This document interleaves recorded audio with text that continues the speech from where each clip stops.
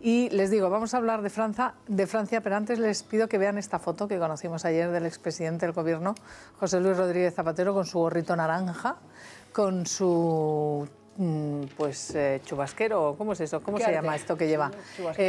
Sí, chubasquero azul, azulón, parece un pitufo, pero no, me voy a poner seria, porque es que hoy cuando he leído la portada del País y me he quedado tan sorprendida y preocupada, pero claro, era algo obvio, que resulta que España tildó de catastróficas, cuenta el diario El País, en el Fondo Monetario, de catastrofistas en el Fondo Monetario Internacional, a los que alertaban de la burbuja. Esto es un titular muy suave, porque cuando uno ve la noticia a fondo, resulta que lo que España pide al Fondo Monetario Internacional es que mienta sobre las alarmas rojas que se estaban produciendo ante la crisis, que mienta sobre la situación financiera, que no dé esa alarma roja verdaderamente grave. Zapatero corre el 16 de mayo en Nueva York, está feliz, pero vemos que ya en 2007, cuando negaban, y en 2008, en aquellas elecciones, resulta que negaban que hubiera crisis en España, y ya no solo lo negaban, sino que le estaban pidiendo al FMI que no lo contaran. Mira, la noticia no solamente es cierta, porque esas reuniones se mantienen con el FMI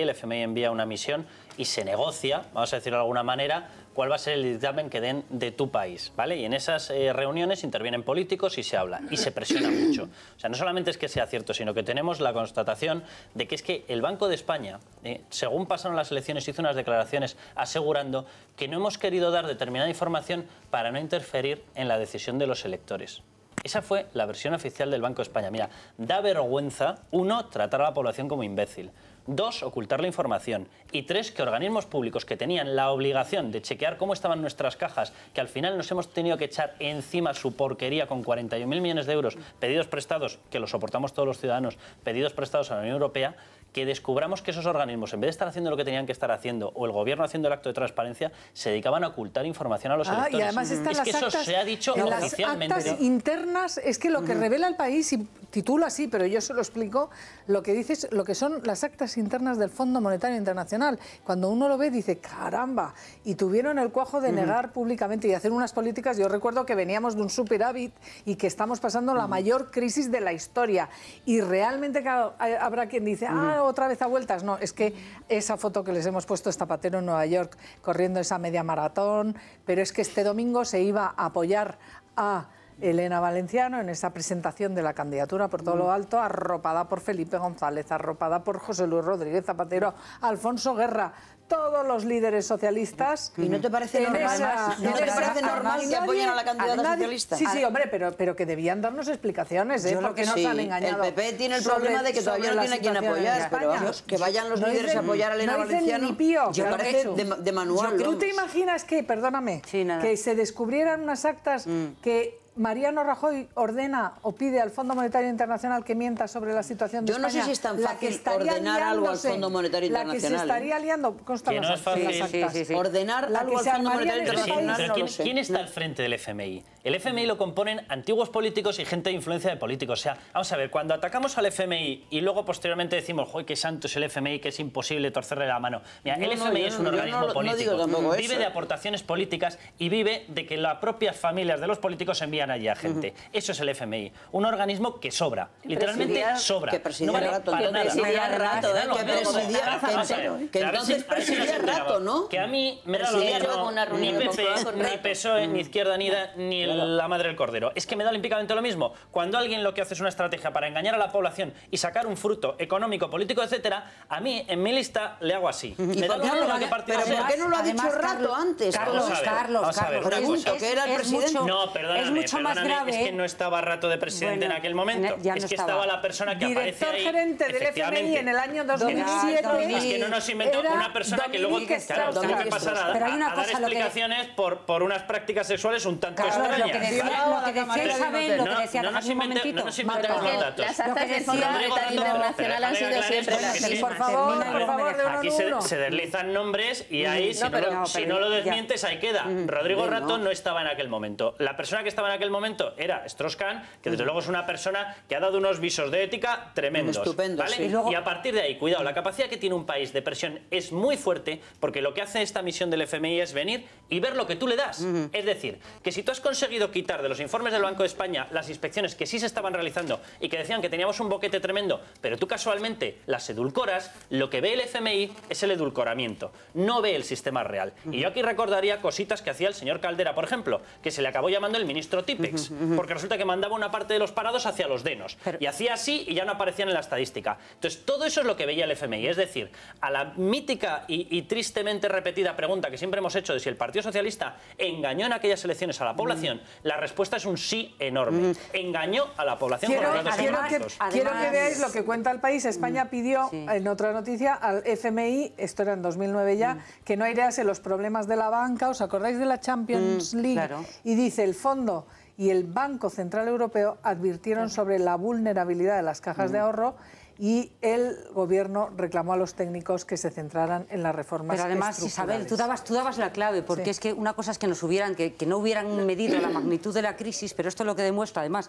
publicado por El País, que bueno, si hubieras ido por otro periódico, lo que demuestra es que lo sabían, o sea, que fue una cosa absolutamente premeditada y engañaron premeditadamente, y de hecho luego hay una prueba irrefutable que a las 2 o 3 semanas de que dijeran, de que hayamos visto estas actas en las que decían minimizar lo que están pasando con los bancos, tuvieron que intervenir la Caja de Castilla-La Mancha, o sea que estaba absolutamente todo a punto de estallar, y aún así seguían pidiendo que por favor no saliera a la luz. Pero no solo eso, sino es que hemos visto otras muchas cosas. El Banco de España, al ocultar esa situación real, ocultaba todo lo que estaba pasando en su momento con las preferentes de Caja Madrid, con las consecuencias terribles que ha tenido, o sea que es que fue un engaño masivo y absolutamente... Si lo sabía Manolo Pizarro, que estuvo ayer en el programa de Carlos de la Marimorena, si sabía lo que venía encima y lo dijo, y le costó las elecciones. Efectivamente, yo estuve en esa campaña. Porque Solbes rebatió mintiendo descaradamente los datos que estaba dando Manolo Pizarro. María Antonia, tienes la palabra. Vamos a ver un vídeo que ha preparado Sandra Bárez, y vamos a verlo porque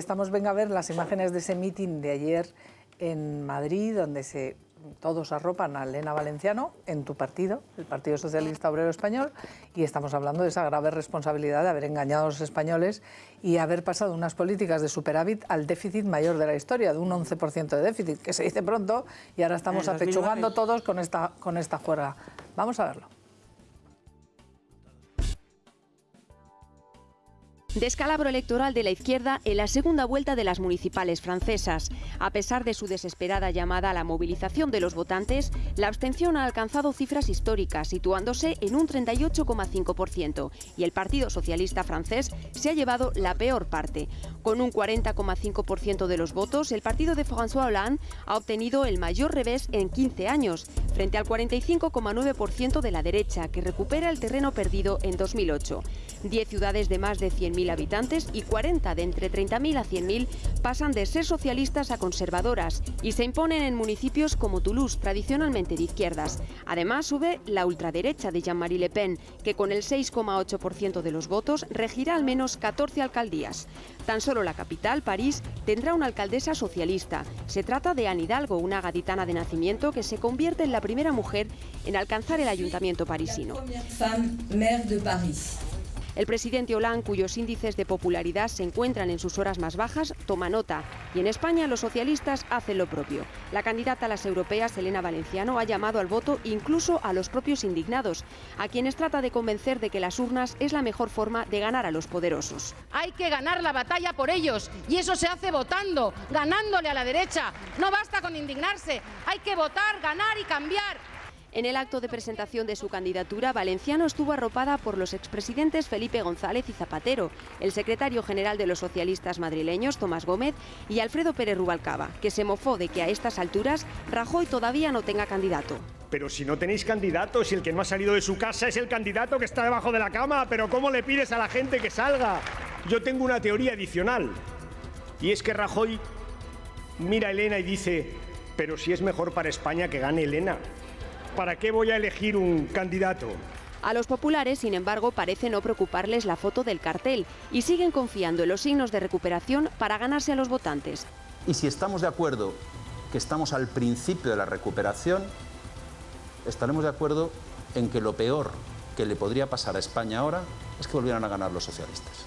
El PP celebra este fin de semana en Valencia la intermunicipal del partido, un acto que algunos ven como el momento idóneo para anunciar el cabeza de lista. De momento, todas las quinielas apuntan al ministro de Agricultura, Miguel Arias Cañete.